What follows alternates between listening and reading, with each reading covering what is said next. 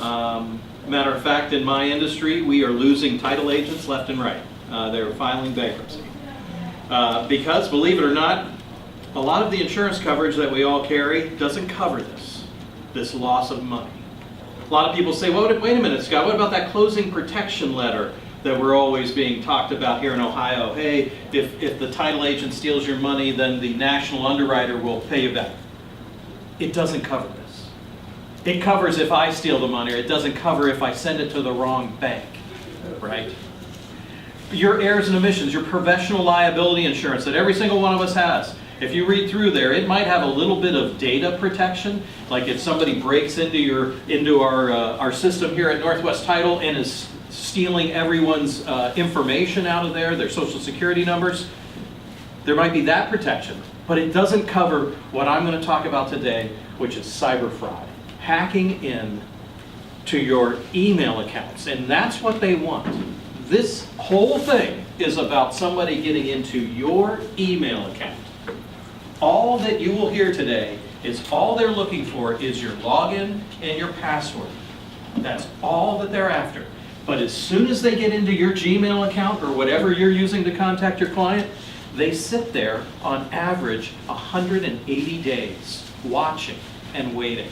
I'm going to show you real examples of this throughout this program today. I'm going to tell you what's happened to Northwest Title and how close we've been to losing money. I mean, that close.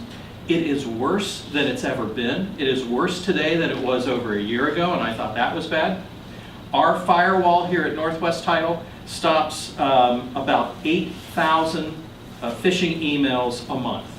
We were averaging 4,000 up until September of last year. Up until Labor Day weekend, it was about 4,000 that would be stopped. But there's still 1,200 that get through, and I train my staff every month on, and we talk about it every month. We talk about this. This is the only way to protect ourselves. But it goes for you too. It's not just us title folks, it's all of us. And it's also your children, your parents. I mean, what I'm telling you today is something I hope you share with everybody, especially on these things. We're going to have some videos and a lot of information, but the last 20 minutes, I will tell you exactly what you need to do to start protecting yourself tonight. And I really mean that. You have homework today, and one is whatever email account you're using, we're going to turn on two-factor authentication. I'll go over that extensively, but that is the most important thing I tell you today. But let's start with a video really about what we're dealing with. The FBI is warning about a new online crime wave that makes most email scams look tame. Jeff Pegues spoke with a victim. It's beautiful. Mike Malone, who owns a construction company in upstate New York, was ready to buy a vacation condo in this building in Deerfield Beach, Florida. Last month, he received an email from someone he thought was his broker, instructing him to transfer almost $500,000 to an account at Bank of America. My wife went to the bank that day, completed the wire transfer, and called me and said, the wire transfer's done, you might want to call and check on that. But when his broker told him she had never sent an email, he realized his real estate deal had somehow been identified and targeted by sophisticated scammers. The email he received was different from his broker's email by just one letter. Y was missing from the company's name, and the money his wife sent had actually gone to a bank account set up by the scammers. I was thinking about having to go home that night and tell my wife that we had lost a significant amount of money and probably never going to get it back. Investigators call the scam business email compromise and say it works like this. Hackers, many of whom are overseas in places like Nigeria, break into business emails, look for opportunities to steal, disguise themselves to look like they are part of impending deals, then trick people, like the Malones, into sending the money to accounts the scammers control. They're sophisticated, and they're going even more sophisticated. Scott Smith is an assistant director of the FBI. How much money in the U.S. have they gotten away with? Well, over billions in the last several years. Mike and Gail Malone were lucky. Secret Service agents working on their case moved quickly, froze the scammer's bank account, recovered their money, and made arrests. I can't begin to tell you the feeling that you have when you think a substantial portion of your life savings is gone instantly, and it happened that quick. Malone says the scammers are so sophisticated that not only did they get into his email accounts, but they jammed his internet access and even diverted some of his phone messages. John? Jeff Gray reporting. It is absolutely getting worse. When we first had our first experience with cyber fraud in the state of Ohio, it was in Cincinnati. I just so happened to know the listing agent of a commercial property down that he had a listing in Cincinnati. It happened over President's Day weekend. Notice that it's always the 3-day weekends. It happened President's Day weekend of 2016, and they wired $800,000 to a fake bank account. It took over 2 years to pay that seller back their proceeds. Thankfully, it was one of the largest title companies in the Cincinnati market. I don't still know how they came up with that money, but they didn't have cyber fraud insurance in 2016. I just read an article about my industry just last month. 60% of title agents still do not have a separate policy of cyber fraud liability insurance. We've had it since, 15 here with Jonathan and I. I was almost ready to get rid of it until I got that call on President's Day, right after President's Day weekend in 16, saying, "Oh my God, Scott, what just happened to me?"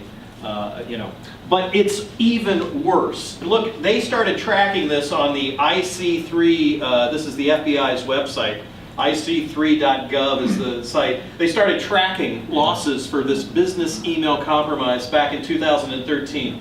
2 billion that year, 3 billion the next, 5 billion lost. We definitely hit 9 billion. And in our real estate industry in the United States, it was definitely over 1.6 billion. We still don't have full numbers for the 2018 year. 9 billion includes all the stuff you hear about what used to happen to Target and those. I mean, these business email compromise, it's not just in our industry. But over 1.6, we know we've hit that mark in 2018, and it's gotten worse. Not only that, why is it us? Well, it used to be Target in 2013. It used to be Target. Now it's us, and it's because we're customer service oriented. I mean, they call and we answer, right? We're right there. Oh, Mr. Seller, you'd rather have that wired to your account? No problem. We're happy to help, right?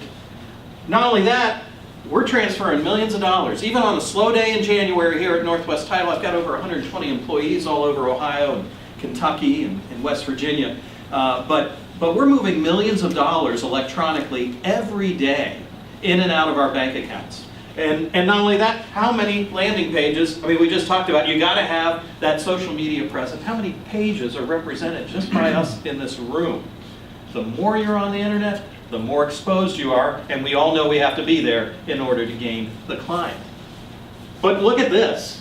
Why is it us? The average holdup, that average stealing of a purse or the mini mart takes about $735. That's what they usually take on average. The average bank robbery, same thing. The average is about $7,000 that they get away with. But look at that. The average wire fraud, $137,000. And folks, they're doing it in their underwear with a laptop and no gun at all. I mean, let's be honest about this. You would think it's just that one person in their bedroom with a laptop, but honestly, there are rings. The biggest ring that hit one of our, probably many of you know, here in town, $205,000 were lost from a title agent here in Columbus, and I represented her as an expert witness in a trial that we were about to have. It happened in November of 2016. That's when it occurred. They just settled the case last month. It was on the front page of the Columbus Dispatch on a Sunday. Articles, the lawsuit, 2 major national brokerages were involved. No one came to the table with money to settle the case early on. And guess what? Back then, no one had cyber liability insurance. It's still unbelievable. But you don't want to be involved in this, and that's why we need to really get the message out to everyone in the industry that I'm sharing with you today. Folks, how are they doing it? It's all about phishing. It's that goofy email that they got you to click on. Really, that's what we're talking about. You know how we hear all that stuff about Russia trying to break into our election system back a couple years ago? If you read any of the articles came out that were leaked from the investigation by the NSA, what were they doing? They went to the website of the election board of Ohio, Michigan, Wisconsin, looked to see who actually worked there, then went on social media and found out what they liked and started sending them emails, because it's really easy to understand that it's probably scott.stevenson@electionboard.gov, right? And they emailed everyone and simply said, hey, there's a problem with your email account. Click here and sign back in so you can get the emails that you're not receiving. That's what there was no crazy technology. It's a phishing email. Even Russia. It's the same tactics over and over again, and we're going to go through it. I'm not going to get through all of this today because I know we're running. And the real issue here is that it only takes one of us to let these criminals inside our communications. It only takes one of us. You're going to hear what you need to do to protect your account today. But what about the real estate agent on the other side? That case in November of 2016, we were all fairly sure it was the listing agent that was probably first compromised. He used a Gmail account. During the pendency of that case, it happened to him again. It happened to him again. I mean, I don't know, I can't tell you how scary this is, but it only takes one. And think of it this way. Once they have your email, they can see who your client is, buyer or seller. Now all of a sudden they can see that you're conversing with that listing agent on the other side of the table. And maybe the listing agent forwards you an email that says, hey, by the way, my client below had some questions about that home warranty. Can you answer that for us? Now all of a sudden they've got everybody's email address. If they've gotten into your dot loop, they can probably see the title company and the lender's email because you've attached them in there as well. That's how they get to our buyers, is getting into your dot loop. I'm going to show you an example of that. Getting to a seller takes 10 minutes. I'll show you that in a second. But what are we talking about today? They call all of what I'm sharing with you social engineering. That's what they kind of define all of this as, is social engineering. And that's just simply manipulating our natural human tendency to trust. That's really what we're talking about. And it goes back to Greek mythology, right? Do you remember the Trojan horse story from Greek mythology? For 2 years, the Greek army is outside the walled city of Troy, trying to take the city of Troy. And all of a sudden, after 2 years, they just disappear. The Trojans wake up that morning and they're gone. But the only thing there is that large wooden horse that they drag back into the center of the city, in the walled city. They celebrate the end of the war. Little did they know the Greek army was hidden inside. They jump out at night, kill everybody, and take the city. What is your Trojan horse? I'll tell you what mine is. All you got to do is go to my Facebook page. And if you go to my Facebook page, especially right now, you'll see that I love the Columbus Blue Jackets. I also love the Turks and Caicos Islands. It's one of the two. But if you go there, it's real clear by looking at my Facebook page what Scott's into. It's right there. So if I get an email, Scott, 2 free tickets to tomorrow night's Blue Jackets game versus the Pittsburgh Penguins, I'm clicking on the link, right? What is yours? What is yours? Today, it's totally different. It's not about the Trojan horse anymore. It's about phishing. And now it's phone phishing and some other things that they do. Phone phishing, gosh, how many of those damn phone calls do you get? I mean, we all have to answer our phone because of the business we're in. Oh my God. It's outrageous. Now we're hearing about people getting text messages. Hey, there's a problem with your bank account. Click this link, call this number, sign back into your bank account. And you know that whole thing, have you noticed like all the robocalls that you're getting, it all looks like it's coming from a Verizon phone. If you have Verizon, it's got the 614-554 digits. If you use a voice over IP phone like we all use here at Northwest Title, I guess there's a way to go in there and easily disguise your phone numbers. But you don't even have to know how to do that stuff because there's an app for that, everybody. There's an app out there that you can pay to disguise your caller ID information. Hey, $24 a month, you can make how many calls? It's not that hard. Worse yet, on the dark web, have you heard about this? There's the dark web, where all the criminals are. They're selling drugs and weapons and you name it, right? They're also selling credit cards. But the crazy part is you can hire people on the dark web, and you have to be able to see it. It's on the internet, but you have to have a way to see it. Of course, just Google it and you'll find somebody on YouTube telling you how to do it. But in there, you can actually hire people. These are the going rates currently on the dark web. You want to hack into somebody's Facebook? $12.99 to go hire somebody on the dark web. You want ATM cards with PIN numbers? Up to $500. You can buy it on the dark web, everybody. But really, folks, this is all we're dealing with. It's the phishing email trying to get you to provide your login and password. Think about that. If they got into your email account right now, if they had your login and password to get into your email account, what would they have access to? Not only all your clients, but now they know where you shop, because you get the emails I do from Nordstrom's and everywhere else I've been shopping. What about your Huntington bank account? I'll bet you get an email when your bank statements come in. And if you're like most people that use the same password for everything because you're really annoyed by having to have 8 characters with the exclamation marks and all that other stuff, guess what? They're going to try your same login and password on every one of those sites. Spear phishing is worse. That is where they say, ooh, I want to get into someone at Signature Real Estate's email account. So I'm going to go to the Signature Real Estate website, I'm going to find out who all their agents are, and then I'm going to go over to Facebook and LinkedIn and try to figure out what you guys are into, and now I'm going to start sending, just like the Russians did to the Board of Elections, emails to try to get you to provide that information. That's what we're talking about. Now, speaking of that Russian situation, do you remember this reality winner? She was the girl who leaked the NSA report to a group that put it online. She just got sentenced the other day, but that's what was going on there. Let's take a look at some emails real quick. I'm going to ask you to do 2 things every time when you get an email you're not sure why you're receiving. But back when they used to be easy to identify, like this one says it's coming from UC Davis, the University of California at Davis. Well, I don't have any kids going to school, so if I got this email, I'd be like, well, I'm not interested in UC Davis, I'm deleting it, this must be a phishing thing. And a lot of times the grammar was bad and all this. But there are 2 things you need to look at on any email. And one is, where is it coming from? Where is it coming from? This one says University of California. Well, that looks good, but look at the email address itself. It says biblioteca@al.ce.gov.br. If you're dealing with somebody that's at a university, it probably says .edu at the end, right?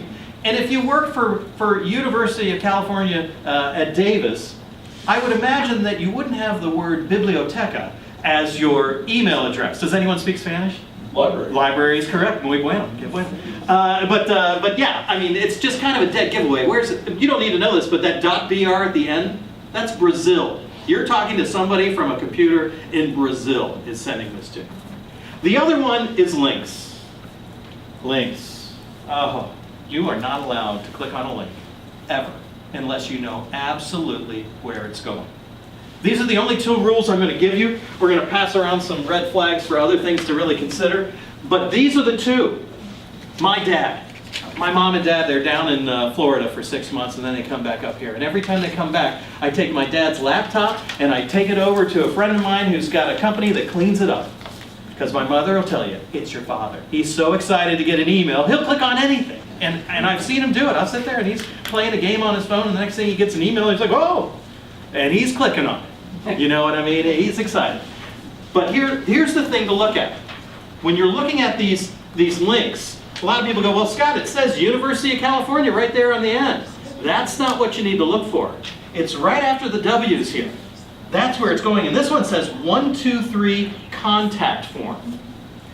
And I'll tell you, 9 out of 10 that I get, they usually take you to some sort of contact form. And why? Because it's probably a form that they're using that has a space that they say login, and the other one says password, right? I'll show you an example that almost got us. That is what you need to do. This is the page that I gave to you today. A lot of it's basic, but it is red flags. And folks, what I'm telling you is your inbox is not safe. You should not feel safe in your own inbox ever, ever. Take a look at this, but I wanted to point out this is a company called KnowBe4. This is the company that I hired, and they test my employees several times each month with fake phishing emails. Matter of fact, this month was really, really tough. it looked like it was coming from our HR director. You know, so it looked like, oh, you know, click on this. Sweet, I passed. Yeah, you did, you got it then. But I learned about it from a brokerage down in Cincinnati. I was teaching this class, and they brought their IT director over. The Comey is the name of the brokerage down there. And he goes, have you heard of Know-before? And I was like, oh, great, I'm about to hire them to help us train our staff. And he goes, well, we use them at Comey. He goes, do you want to know the average of all of our agents that click on the fake emails? 45% of all the agents in Cincinnati click on it. He said, but did you hear about the one that they send out right before March Madness, the NCAA tournament that starts up tomorrow?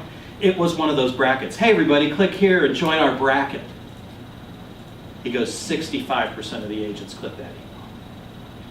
I taught this at the independent independent brokerage event a couple years ago, and Carlton Realty went ahead and signed up with them. It's not too expensive. And so the first time, before I came in and taught the class, they tested all their agents. And they were doing better. 25% of all of the agents clicked on it. We are averaging 0 for the last year. We haven't had anyone click on it in several months, and at the beginning of the year I told Know-before, I said, make them harder. Make them harder, because we're getting good at it. The thing about Know-before is not only do they have a button, so if you think it's phishing, you click the button and it goes to them, but they also provide videos. So anytime someone does click on the wrong button at our company, you're going to watch another 20-minute video, or you're going to watch this right here of Scott teaching the same class just to go over it. But the rules are the same. I mean, there's many rules on here, but I always want you to look at where it's coming from and never click on a link. But hey, I know you guys are all on your phone, right? You're on your phone all the time. I do not recommend attempting to click on a link or hover over a link on your phone. There is a way to do it. You can Google it, but I don't suggest it because you have to, touch it just right or whatever it is. But like, for example, this one here, it says link. It doesn't show you what it's really going. You have to hover over it with your cursor in order to see it. This one looks like it's coming from Target, right? But what's the first rule that I have for you? Where is it coming from? And this one says, oh, it's coming from Target. No. The email is SHERIT@darkycorp.com. Folks, that is not a Target email address, right? It's not. It's a dead giveaway.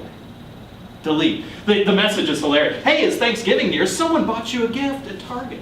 And all you have to do is click this link, sign into your Target account, and then you can go to any local Target and pick up that gift. Isn't that wonderful right before the holidays? That is really creative.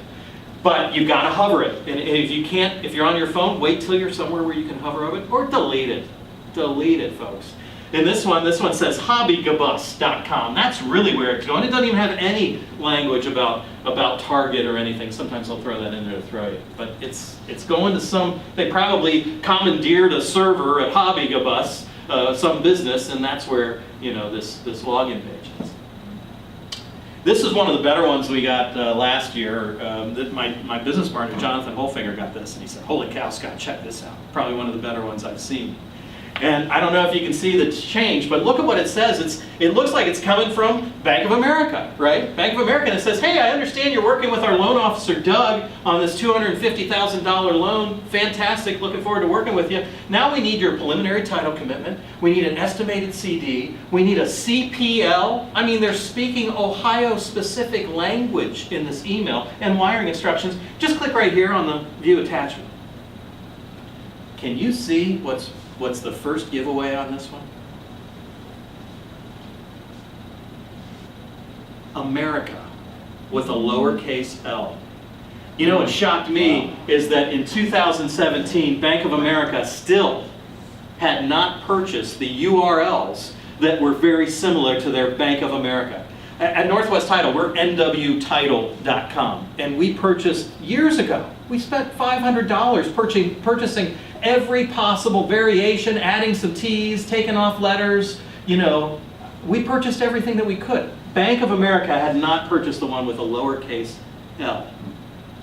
Unbelievable. Cost them $20 to open that, to get that URL and start emailing people from. I mean, as you said, it's $35 a month for a new website, right?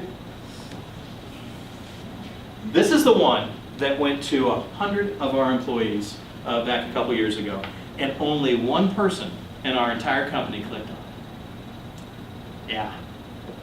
And we use Outlook, okay? And if you're not using Office 365, you're probably using Google. You know what I mean? Your email is stored somewhere, right? It's one of the two. And we are with Office 365. That's where all our Northwest Title stuff is at. So, hey, wow, look, it's got the logo. Must be real. And this one has the verify your account, and it says, hey, you've got some blocked emails coming into your inbox. You can't even see them. And the only way to get to those emails that you can't see just yet is to re-verify your account, click here, and log in. But what's the first rule? Yeah, where's it coming from, right? And look at that. Microsoft account team, okay, I can call it whatever I want. But look at this, Outlook team with the O's and E's. They're hoping you didn't notice. Outlook team. Someone went and opened an Office 365 account and called it Outlook team. And they're going to email everybody out of there. This is the one that our St. Clairsville office got, and the lady's name was Lisa that worked for us. And she didn't lose her job. Everyone gets another couple chances. We're all going to make mistakes.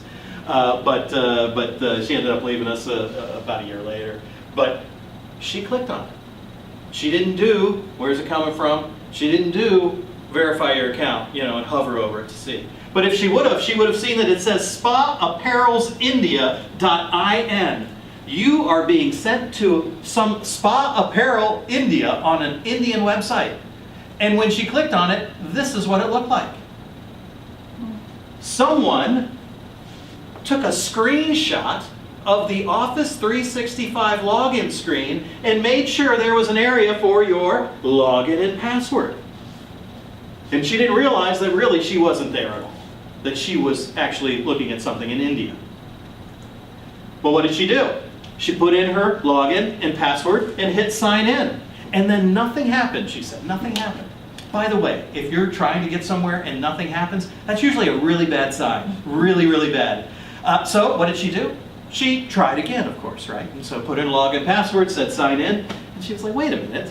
I've been in my inbox all day. Everything seems to be fine. And she just closed out of this and went about her day. Our IT staff that's right here in the Grandview office, they ended up doing a search, and within a minute of her doing that, someone in Johannesburg, South Africa, on a Johannesburg, South Africa computer, went to the Office 365 website and simply took her password and her login and immediately was in her account. At 2 o'clock in the afternoon. This isn't happening at 1:30 because they're in China or they're in South Africa. No. It's right now. At 2 p.m. that afternoon, he is sitting in Lisa's email box, he or she. And what does he do in there? Well, he starts looking for the next transaction that's about to close because he just hit the gold mine. And it just so happened that Lisa that day was working on a transaction where someone was selling their home in Wheeling, West Virginia, and then moving across the river to St. Clairsville, Ohio. And so they were selling, and there was a title company handling that on the other side, and then they were wiring the funds, $100,000, to Northwest Title. Lisa then did a bad thing. She sent our wire instructions by PDF, not using the encryption that we require. And what happened? It never left her inbox. The guy was sitting there waiting for that to happen, stopped it from going out, grabbed the PDF, opened it up, probably used Microsoft Paint to just white out the routing number and the account number, put in their own, and sent it on. The title agent sent it to Chase to have the wire initiated. Chase caught it. I thought this was the first time we'd use our cyber fraud insurance. Chase caught it. They said, wait a minute. They called the West Virginia Title Company. They said, you sent over instructions for Northwest Title, but this is an account in Miami, Florida. Are you sure you want to send it there? And that's what stopped it. But you know what else they did? They created a rule. If you haven't been in your inbox, I'm going to ask you tonight to take a look at the rules in your inbox. They created a rule that said, hey, anytime Lisa and this title agent that she's corresponding with in West Virginia correspond, anytime we get an email from either one of them, skip the inbox so it doesn't notify Lisa that there's an email, and stick it in one of those notes folders over here on the side that we all see and don't really use that often. So there was a rule So anytime they were corresponding with each other, it would automatically go into this box, and that's the only thing he had to watch, or she had to watch, from Johannesburg, South Africa. This is a brokerage that walks us through the same situation. This is a guy out of Colorado. And he's going to talk about DocuSign, which is just like... Hi, I'm Brandon Wallace with the group Real Estate in Fort Collins, Colorado, and I'm making this video today to share with you some of the dangers of wire fraud and email phishing in the real estate industry today. So I'm going to share with you an exact example of how these scams transpire. One that unfortunately happened to us. We did not lose the wire, but I want to use this as a way to educate other brokerages, realtors on how you can identify these and how to protect yourself further. So I'm going to jump right into this example, and I'll share with you step by step how it kind of occurs, and at the end I'll offer some ideas and solutions for how you can protect yourself. The first thing here is that this is an email, a typical phishing email. This is the exact one that we encountered and has been sent around the industry from a lot of different brokerages. And it basically looks legitimate. Graphically, it looks like a DocuSign And it looks like email. it comes from DocuSign via email DocuSign. Has a mail to address of dse@docusign.com. And then down below, graphically, it has the DocuSign logo and the typical box you see. In the example of this email, it did not have any envelope or any other details about DocuSign here. And I will link below a link to an article that DocuSign has written on how to identify legitimate DocuSign envelopes and emails. In this case, if the realtor clicked on Review Documents, it would take them to what appeared to be a login page for the DocuSign service. The realtor then enters in their email and password, and lo and behold, they have just transferred all of their credentials to the hacker or phisher in this instance. Now, once in these accounts, they don't always, strike right away. They'll sit in there and they'll find a target. And in this case, I'm showing you a contract that is a $344,000 cash at closing. So we know that a large lump sum of money is going to be transferred at the end of this transaction. Now, once they find these, they basically get to work and they will start to try to get information or build what I'm going to show you next, and this is how they transpire this wire fraud scam. So they know our email address, they basically know our domain is the Group Inc. Maybe for whatever brokerage you guys use a domain, and you typically use an email service that's either provided by Google or Office 365. They can quickly find this out, and you'll watch this on the video here, but they can go in and type in, doing a simple MX record lookup, they can figure out where your email is hosted, and then once they know where it's hosted, they will go directly to the login page for that service, whether it's Google or Office 365. In our case, we're an Office 365 customer, so you guessed it, they went there and they tried the same exact credentials that they had phished from the fake DocuSign email, and a lot of people aren't using complex passwords, and for simplicity are using the same password for everything. They've just granted them access to the email very simply. Once they get into the email, they now have a target, they know who they want to go after. They will set up a rule that states anytime this buyer emails to this realtor, skip the inbox, so that avoids any sort of notification on the smartphone or any notice that that email actually was received, and they'll put it into a folder like Notes or some other hidden folder. Now, once they do that, they'll then go set up forwarding rules. And they'll set up a rule that says anytime a piece of email is received in this inbox, forward it off to the hacker or the phisher's email account. So you can go and change your password as many times as you want, but if you don't look at that forwarding rule, they're automatically getting every piece of email correspondence you're receiving. And later on in the road, that becomes more dangerous because they know where you shop, where all your accounts are, whether they're financial accounts, your health savings accounts, your IRAs, any of that stuff now becomes very vulnerable because they inevitably will start to go and use the same credentials to try to access those accounts as well. I just wanted to keep repeating it. This is what they're after, everybody. Your inbox is a gold mine. My inbox is a gold mine. That's all they want. There was a situation in Tennessee. Real estate agent wasn't that busy.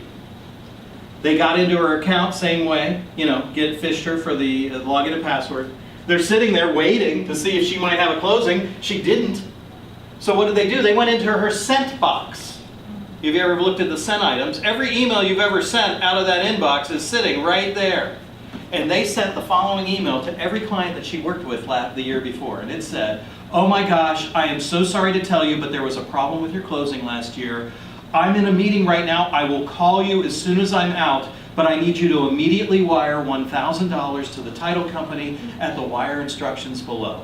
Believe it or not, people did. Because they trust her, right? And they're in her inbox, in her email. It's her email. It's coming from her. It's got her signature.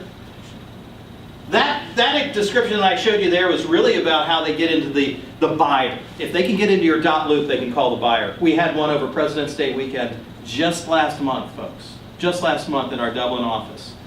Friday before President's Day weekend, the buyer receives an email in this case, receives an email that says, okay, you need to wire your $100,000 right away for Thursday's closing. So they were in our communications. We don't know how they got to her, but they were inside the communications of the real estate agent and the buyer. They had it all figured out. They had actually copied one of my staff's signatures, and it was Julie at nwtitle.com. What did they do? They went and opened a Julie her last name on Hotmail, free Hotmail account, and then emailed. And with that signature at the bottom, looking like it was from Julie at Northwest Title, saying, "Here's your wire instructions." Luckily, this lady did not go Friday to wire the money. She waited till Saturday. She went to the bank and wired the $100,000, but they don't wire on Saturdays, thank God. They didn't wire on Sunday because they're closed. Monday was the President's Day holiday. They were closed. It went out first thing Tuesday morning. Thankfully, she called my staff on Tuesday morning and said, "Hey, did you get my wire I sent over the weekend?" They were like, "What wire?" And immediately we started saying, "Who's your bank?" We called the bank. They were able to stop most of the money from getting out of this account in Portland, Oregon. $100,000 was wired in, and by that morning at 10:30, both the receiving bank and the bank that sent the money from here, I think it was Huntington, were able to shut down that account. It was only $7,000 gone. Believe it or not, I have insurance that covers that. I have third-party coverage when they believe they're talking to me in my insurance policy that we just upgraded to. But it's only up to $100,000, folks. Luckily, she would have been completely covered in this case, but it was only $7,000, thankfully. And she was thrilled that we were able to, recover 93 of that. But it's that fast, and you've got to jump on it. I'm going to skip ahead here. I want to show you how they get to the sellers. And I'm just using an old Access to Zillow account. Well, I love those properties down there in Neighborhood Launch on Gay Street. If you've ever been downtown, I'm a big Blue Jackets fan, and I was like, Amy, I wouldn't have to use that Uber account all the time if we moved downtown. Why don't we move downtown? I can walk to the games, And she was like, I'm not paying that kind of money for only 1,800 square feet. I think that's when the conversation stopped. And I didn't get a chance to ask you earlier, what do you do when the husband wants to sell their home and move, but the wife doesn't? You're SOL. I am SOL. I knew it. I am SOL. Anyway, I went to I'll know Lori Shaw over at Caldwell Banker. I just pulled this up randomly. Pulled one up in the area I'd love to live in. And we all know how to find out who owns this property, right? We just go to the auditor's website. It takes 2 seconds. And in this case, the first one I clicked on was Larry and Damaris Hopner. And I don't know them from Adam. This was at random. So what did I do? I went to my Facebook page. Because the rule is if you're over 35, we all have a Facebook page. That's the rule. But believe it or not, Larry and Damaris did not. I was very disappointed. I thought, oh man, it's going to be harder than I thought. So I went to my LinkedIn page, and I put in Larry's name, and sure enough, Larry's got an amazing LinkedIn page. Didn't even need to be friends with him or anything. And sure enough, there it is. Larry Hopner at gmail.com. It's got his phone number on there. And this is random too, but believe it or not, he's a senior level corporate executive for the Columbus Blue Jackets. I said, Amy, he's walking to work. He is walking to work. But believe it or not. So if I had a friend that had some malware, I would do the following. I would go back and do the only thing I really know how to do on the internet, and that's right click and save. I'd click on Lori's picture, and I'd save it, and I'd create my own Lori Shaw email. Lori Shaw does use Gmail for her account because she doesn't want Caldwell Banker having any of her contacts, right? So she uses Gmail for all of her business, all the business that she does. What would I do? Well, I would go and I'd hope that Lori Shaw doesn't have a Hotmail account, and I'd go over there and I'd open a Lori.Shaw Hotmail account. And I would send the following email to Larry Hoffner, because I've just made my own little, nice little signature box here with Lori's photo on it. And I'd say, hey Larry, great news, we just received an offer on Gay Street. I'm so excited, it came in above asking price. Please call me as soon as you've had a chance to review. Sincerely, Laurie. Do you think Larry would have clicked on that? And I don't know about you, but I've heard stories like, hey, if it's a PDF, it's safe, you can click on PDFs. Well, not when the PDF is covering up malware. This is the email I believe was received by a lady. It was margaretandbill@gmail.com. This is the one that I was the expert witness on, where they lost $205,000 of Margaret and Bill's money. But Margaret remembers getting an email from who she thought it was her real estate agent. It was a Hotmail account. And there was something attached, and it said, hey, I need you to review this. The clients are asking, the buyers are asking about it. And she said, I remember clicking on it and it wouldn't open, and I even responded back to what was the criminal at that time, say, hey, I can't seem to open this, can you resend? And didn't get a response, so she didn't worry about it. That was 3 weeks before the closing. They were in the seller's email account. And from there, they saw everybody. From there, then they opened up, instead of the nwtitle.com, they went and purchased nwtitle.com with 2 extra T's in it, and started emailing out from the NW title with an extra T, even though it wasn't our company, it was a different one. But they started emailing and corresponding as the title company. And then as they got close to the date, they just waited and said, here's the wire instructions, there's where you send your money, Margaret and Bill. And they did, for a sale of a home in Columbus. They were living in Arizona. That's how easy it is, folks, to find somebody on the internet. And I'm not even good at this, folks. I'm not even this good. So really, what are they doing? They're gonna check out your profile. They're gonna start sending you phishing emails. They're gonna try to gain access, and then they're gonna sit there up to 180 days on average, waiting to see if they can obtain some information, start impersonating the people that are involved, then manipulating you at that moment of sending money electronically. It's over and over and over again. I'm gonna speed ahead here because I can talk about all of the different situations. But one of the craziest parts about that lawsuit that was filed against the realtors that were involved is they went through, the realtor for Margaret and Bill at gmail.com, the attorney for them said, you know what, it's the realtor's fault. They violated every fiduciary duty in the book. This is the complaint. You were negligent. We came to you because you are experts and you do use reasonable care and due diligence. I came to you because you should know how to protect me. Not only that, and you breached every duty under the book, but you were unjustly enriched, you and your broker, because you walked away from the table with a commission check, and I still don't have my $205,000 2 years later. Not only that, then they went through and listed every single time your National Association of Realtors sent out an alert saying, hey, there's cybercrime, it's a problem. It started in October of 2010. And then they said, oh, and by the way, I don't know if you've checked, but there's been a video on the National Association of Realtors website for the last 3 years. Buying a home is an exciting and rewarding journey. This video aims to help you avoid a potential roadblock on that journey. Please be aware that criminals are currently hacking into email accounts and using information in those accounts to dupe. Worse yet, folks, last June, we had the worst case ever that was decided in Kansas City. And it was here, this Blaine versus Platinum Real Estate. And they held the real estate agent and the brokerage 85% liable in this case because they had committed negligent misrepresentation. Do you want to know what they did? So the buyers were unrepresented. The buyers had no realtor or attorney. All of a sudden, the listing agent gets an email that looks like it's coming from the title company. It wasn't. It was a spoofed email, and it was the wire instructions. And what did that agent do? They were like, oh, they're sending it to the wrong person. I don't represent the buyer. And they just simply hit forward and sent it to the buyer. That's why they were found 85% liable, was forwarding wire instructions, everybody. And why is it only 85? Because the title company and the lender settled early and paid the 15% of the total loss. If you ever This is rule number 1 for you, outside of just where the email's coming from. If you ever get wire instructions from a title agency, you do not send it anywhere. You call that title company up and you go, look, you deal directly with my client.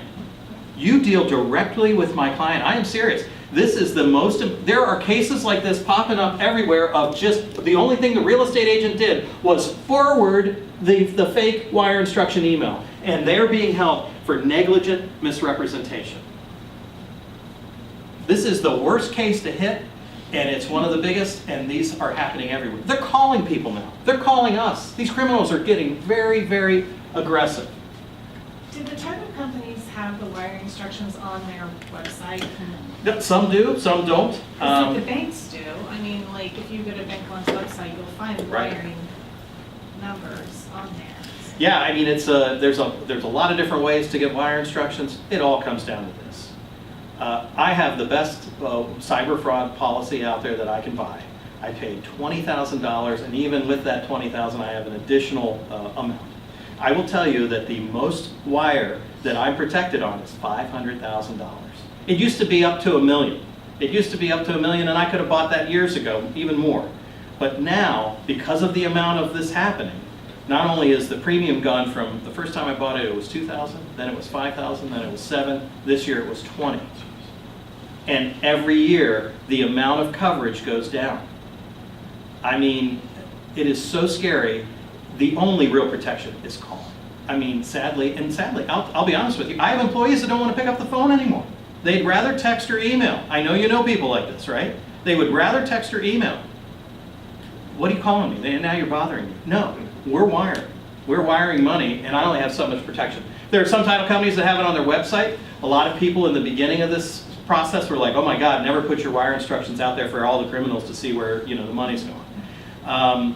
But it really comes down to how best to do it. We're all looking for new technology. We are all looking for new technology to help us with this. We're going to be implementing some new stuff here this year, matter of fact, on the same situation. Yeah. So is it safe if you see it on the website? It can be, Should be. but I'll tell you what, I still have the clients. Go to your bank, and when you're standing there in front of the teller, you have them call me. Call me to make sure you're set. If you're not understanding what this ABA number and all, just have the bank call me from there before they hit send, just to make sure we're doing it right, because it's that scary. So, I know I've scared you here. I want to show you the real important stuff, and that is this. This is what is the most important. And password managers, I'm going to talk to you about passwords, but the most important thing I tell you is about this two-step verification on every account you have online. Anything with your credit card information, anything you're using for your business, this is the most important thing we'll talk about.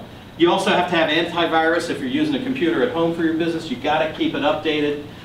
There is an anti-fraud disclosure I hope you're already using in your packets. I'll show you that from the National Association of Realtors. If you don't, I can get you a Word document. You put your logo on it. You need to have it to protect the brokerage and your business. And then some other information. But here it is, folks. Passwords are like underwear, just like Mom said.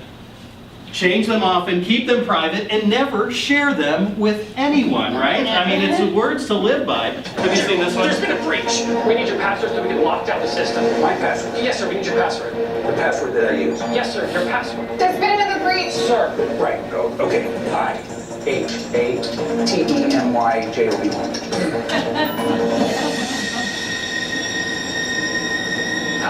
Hey, my job. One. Want to get away? Now you can. What's fares as low as 50? This is last year's top 50. I was about to update it with 2018, but it hadn't changed except for football and monkey became a part of the top 10. Believe it or not, these are the most commonly used passwords, and it could be 1, 2, 3, 4, 5, 6, 7, 8. Or, just whatever the keyboard does. Or it's a cuss word. Or, as my mother would use, it was her grandson's name, right? It was Gavin. I'm sure I could have guessed my mom's password over and over and over because I know Gavin was in it, right? If you're using names, football, monkey, whatever it is, these can be hacked in seconds, everybody. Seconds. Matter of fact, this is why we're going to 8 characters right here. Right? If you're using 6 characters, all lowercase, it takes 10 minutes with the current technology out there to hack through them. Even if you add an uppercase, 6 letters with an uppercase, 10 hours. And even if you add a symbol that you can't remember, 18 days. Who cares if you change your password every 30 to 60 to 90 days, right? It doesn't matter. Why does your bank require 8?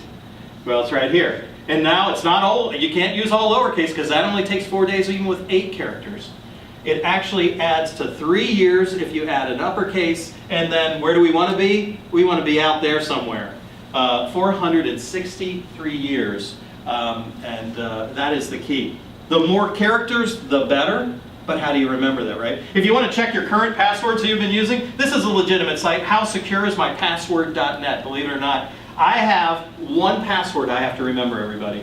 Because I'm going to tell you, the $13 I spend a year for LastPass is the best money I've ever spent in my life. I am completely frustrated by technology.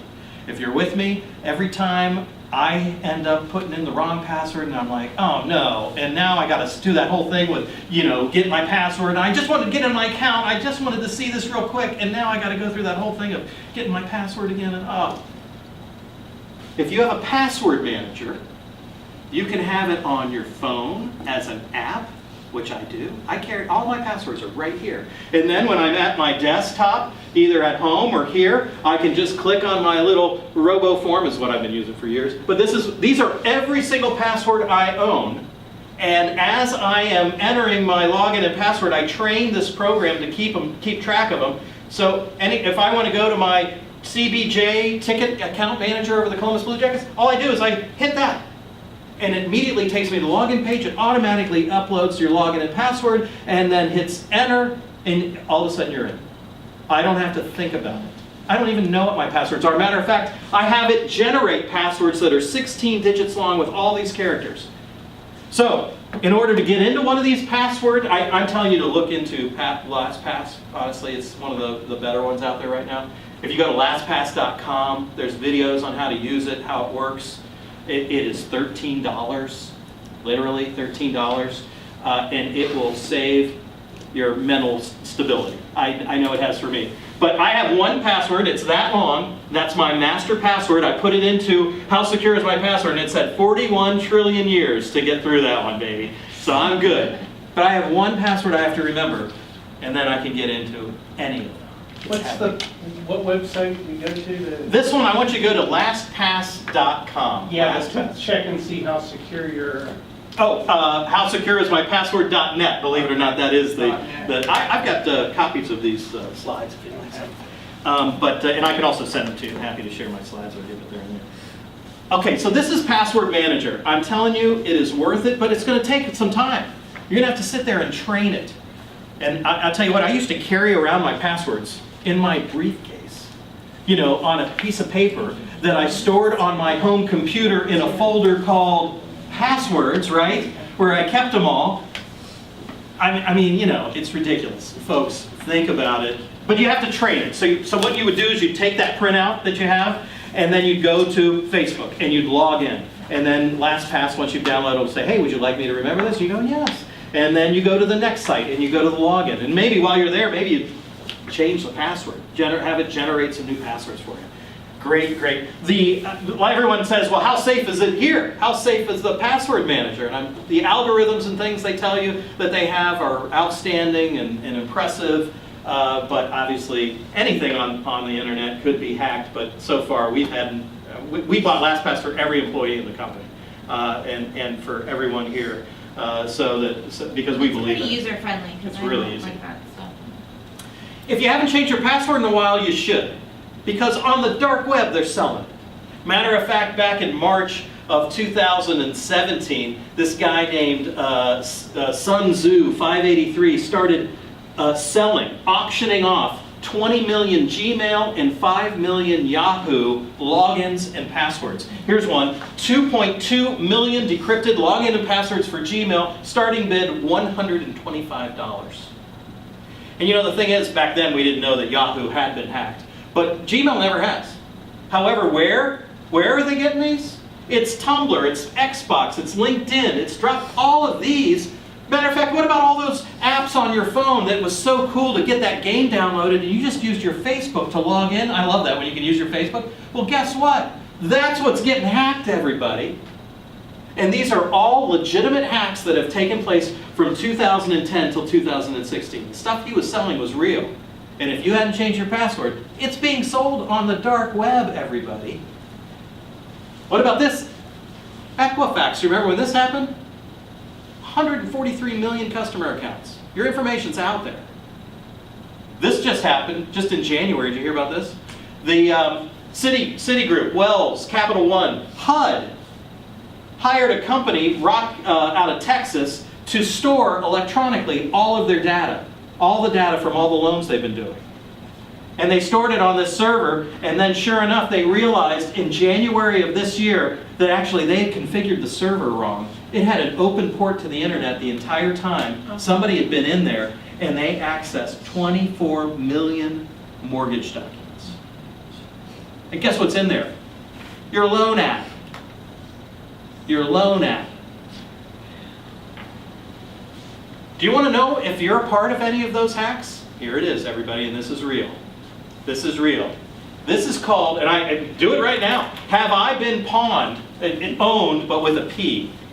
HaveIBeenPawned.com. If you go there, you'll see, it says, Have I Been Pawned? And you just put in your email address. And PWNED.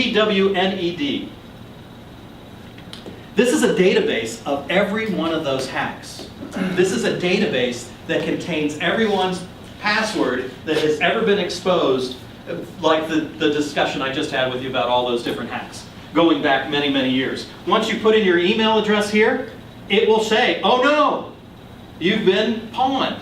I did this on mine, sure enough, I did it for me. I had one on there, and it was LinkedIn. In 2016, LinkedIn got hacked. And they said, you know what, Scott? Your Gmail, home Gmail account was in that. What did I do immediately? I changed my Gmail password, I changed my LinkedIn password. Even though it was years and years ago, it's still out there. But I put in my sister-in-law's Gmail account in here. She had 11 times it has happened. Folks, it's real. Your information is out there. Now, some of them are weird, and maybe your email address was in there. Still, if you need a reason to think about, I need to change some passwords, this is it. Put your email in there, put your kids' emails in there, put your family members' emails in there, and see how many of these pawned happen. This is the most important. Share it with your family. Millennials aren't doing this either, right? I've had some people come back to my class that I teach on this, and they'll bring their children with them. Like, no, they won't listen to me, Scott. You tell them, you know. But here it is. There's 2 steps. They call it 2-factor or 2-step authentication. Step 1 is what I remember, my login and my password. Step 2 is that code or that question that you have to answer. So, oh, now you need a code to log in. Have you ever had those? That is a 2-step verification. And it used to be, like, for example, we had this company Insperity that handled all of our medical for all my employees.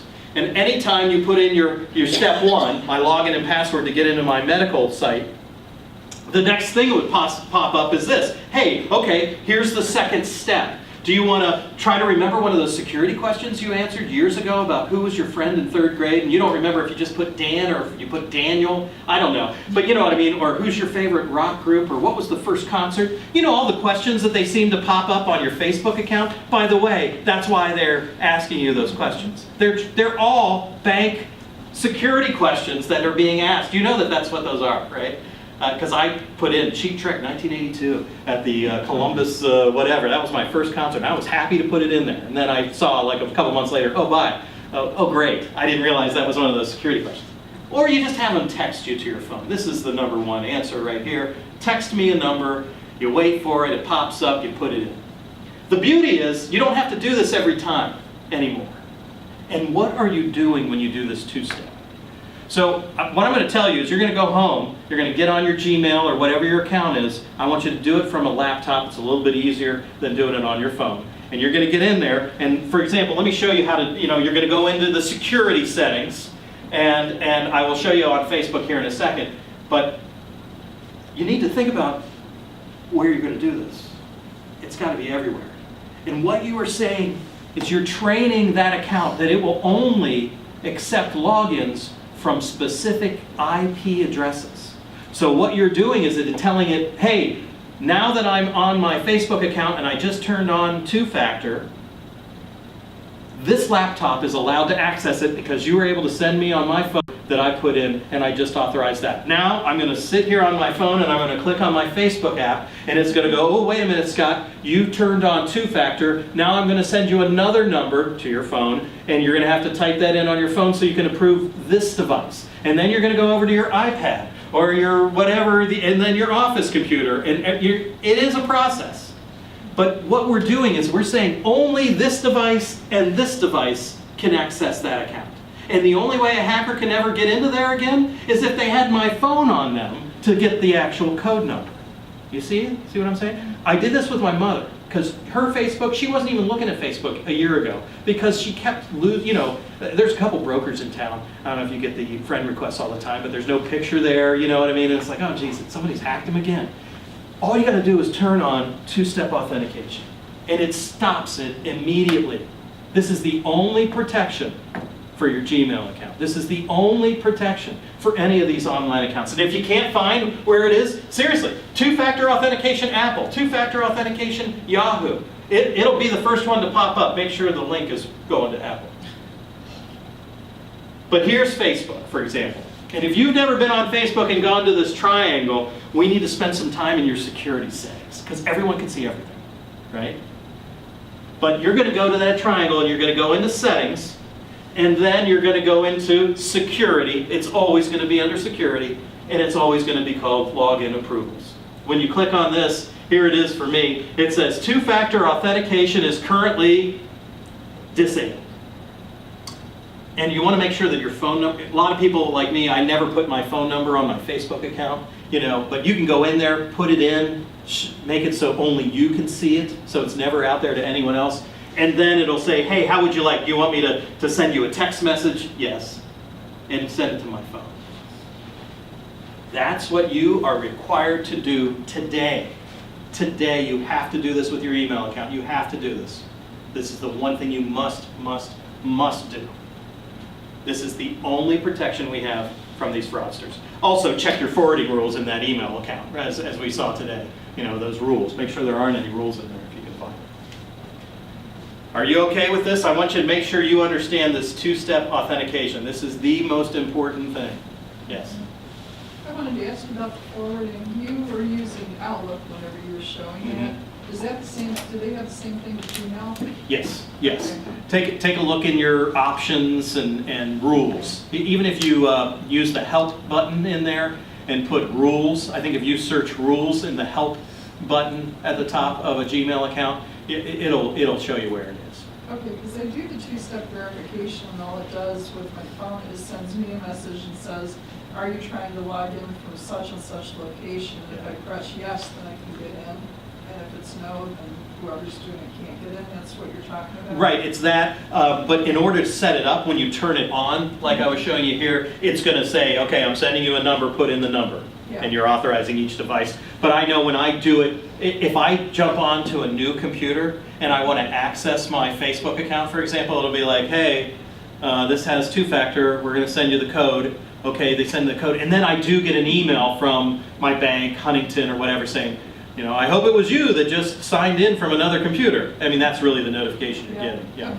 Okay, Do you have this anti-fraud disclosure in your listing and No. buyer's packages? We need that. Yes, you need this.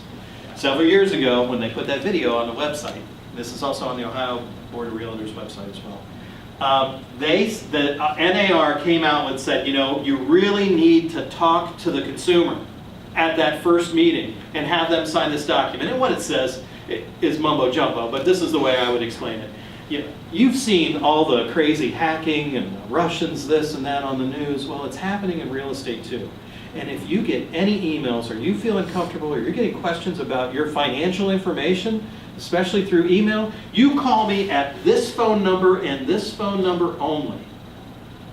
Because I know that there's been times when, hey, we're going to send it over to Northwest Title. Marissa's going to be giving you a call. She's going to be working on your file. Do talk to her about your Social Security number. They want to get that, from you, give you some wire instructions.